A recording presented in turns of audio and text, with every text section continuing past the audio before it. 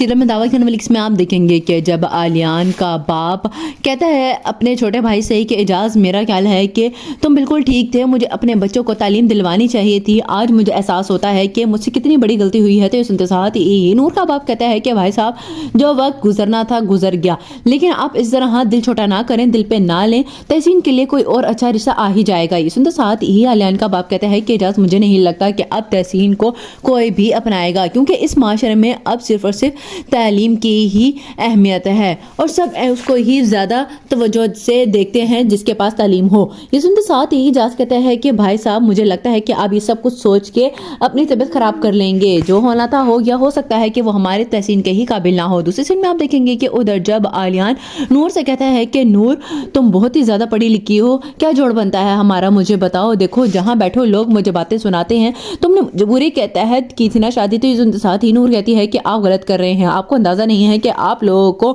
سچا ثابت کر رہے ہیں، کیونکہ اگر اس طرح ہی ہم لڑتے جھگڑتے رہیں گے تو لوگ کہیں گے کہ دیکھو جاہل تھا نا، تو اسی لیے ہی لڑ رہا ہے بیوی سے۔ یہ سنتے ساتھ ہی آلیان کہتا ہے کہ یعنی کہ تمہارے دل میں بھی کہیں نہ کہیں یہ بات ہے کہ میں جاہل ہوں۔ یہ سنتے ساتھ ہی نور کہتی ہے کہ نہیں، ایسا ہرگز نہیں ہے، آپ کو کیا لگ رہا ہے کہ میں آپ کے ساتھ خوش نہیں ہوں؟ یقین جانے اگر میری شادی عارش کے ساتھ ہوتی تو میں کبھی بھی اس طرح خوش نہ رہتی، کیونکہ وہ ایک جذباتی انسان ہے، اسے کبھی بھی میرا احساس نہ ہوتا اور وہ اپنے ہی رشتوں کو اہمیت دیتا ہے۔ یہ سنتے ساتھ ہی آلیان کہتا ہے کہ یعنی کہ تم اگر مجھے بدلنا چاہ رہی ہو تو صرف اور صرف عارش کے لیے ہی۔ لاسٹ سین میں آپ دیکھیں گے کہ ادھر جب تحسین اپنی ماں سے کہتی ہے کہ آپ نے بہت سی زیادہ باتیں سنائی تھی نا نور کو، دیکھا آج میرے ساتھ ہی یہ سب کچھ ہوا ہے۔ تو سنتے ساتھ ہی تحسین کی ماں تحسین سے کہتی ہے کہ تم اپنے آپ کو نور کے ساتھ کیوں ملا رہی ہو، دیکھو وہ لوگ تو ہیں ہی نہیں اچھے، ایک بچی کا باپ تھا وہ جس سے بیانے آئے تھے وہ تمہیں۔ یہ سنتے ساتھ ہی تحسین کہتی ہے کہ لیکن اس کی یہ خامی ڈھک گئی نا اس کی تعلیم کی وجہ سے، میں اب کیا کروں۔